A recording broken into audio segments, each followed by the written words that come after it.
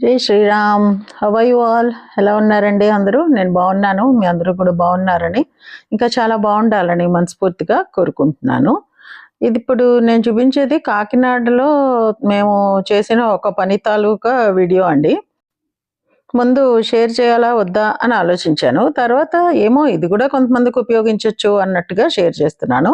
చూస్తున్నారు కదా, పూజిత oil and flower mill. ఇక్కడ పసుపు, కుంకుమ, పిండి, నూక, తడి బియ్యం, కొబ్బరి ముక్కలు, కారం, నూపప్పు ఆడబడును.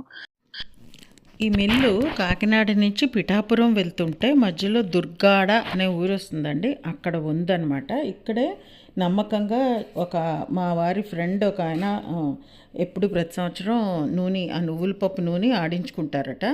ఈ టైంలో ఎందుకు అంటే డిసెంబర్ జనవరిలో నువ్వుపప్పు పంట పండి వస్తుంది కాబట్టి ఇప్పుడు కొంచెం మంచి రేటుకి దొరుకుతుంది నువ్వుపప్పు అని, మంచి వెరైటీ దొరుకుతుందని ఆయన ఒక 40 కిలోస్ తీసుకున్నారనమాట. సో ఆ విషయమే మా వారికి కూడా ఏదో మాటల్లో చెప్తే మా వారు కూడా ఒక 30 కిలోస్ నువ్వుపప్పు కొని ఉంచారండి. మొన్న నేను కాకినాడ వెళ్ళాను కదా, ఆయన ఎగ్జామ్స్ అయిపోయిన తర్వాత డిసెంబర్ 15th నాడు అతను ఫ్రీగా ఉన్నాడా అని కనుక్కుంటే సరే రండి అని అన్నాడు. సరే అప్పటికప్పుడు వెళ్ళారనమాట. ఆ రోజు మధ్యాహ్నమే ఈయనకి ఎగ్జామ్స్ ఖతం అయ్యాయి.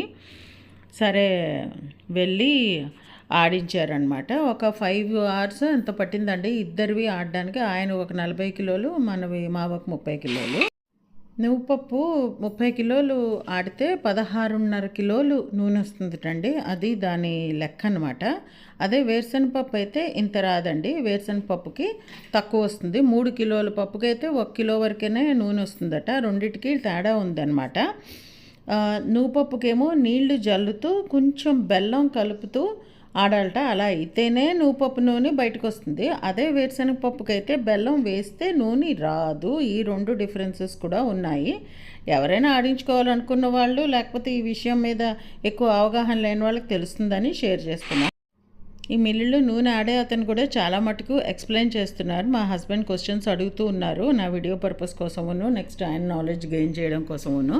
సో మీరు కూడా ముందు అతను చెప్పింది వినండి. కొంచెం క్లారిటీగా లేదు, జాగ్రత్తగా వినండి.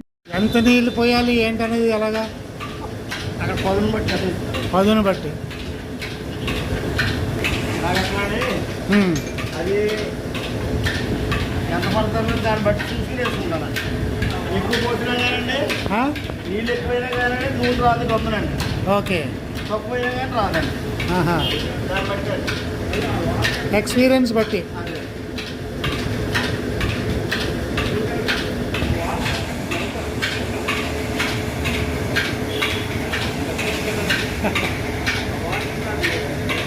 అవునవును గట్టిగా వెళ్తాం.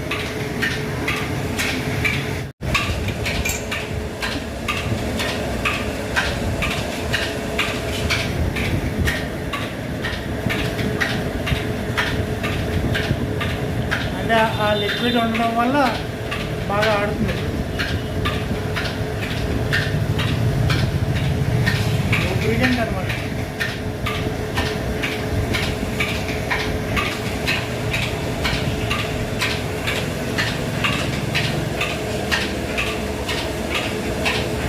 ఇప్పుడు వస్తుంది వాసన, ఇప్పుడు వస్తుంది కొంచెం.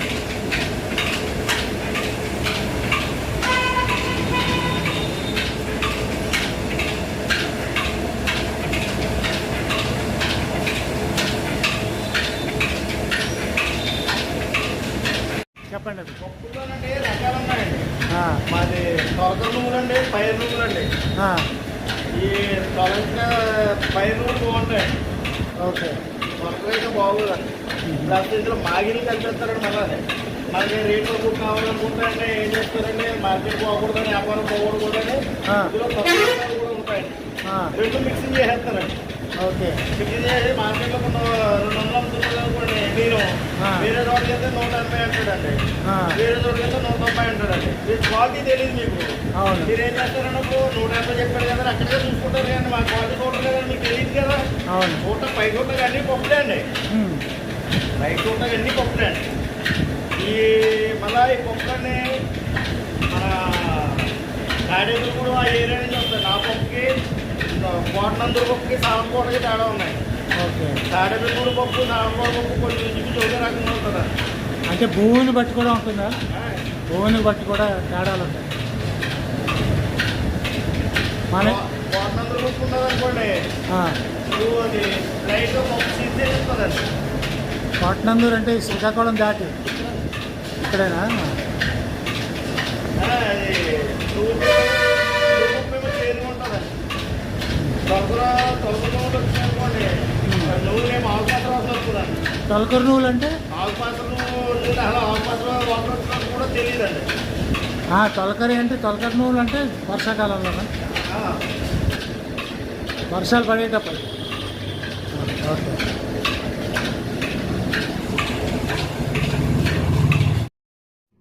సో చూశారు కదా, చాలా ప్యూర్ నువ్వుపప్పు నూనె అయితే మనకి వచ్చింది. అక్కడ దగ్గర కూర్చుని ఆడించడం వల్ల కూడా ఒక అడ్వాంటేజ్. మనం గానుగ నుంచి తెచ్చుకుంటాం, వాళ్ళు ప్యూర్ అని చెప్తారు కానీ వాళ్ళు అందులో పామ్ ఆయిల్ కలిపేస్తారట, మాకు రీసెంట్గానే తెలిసింది.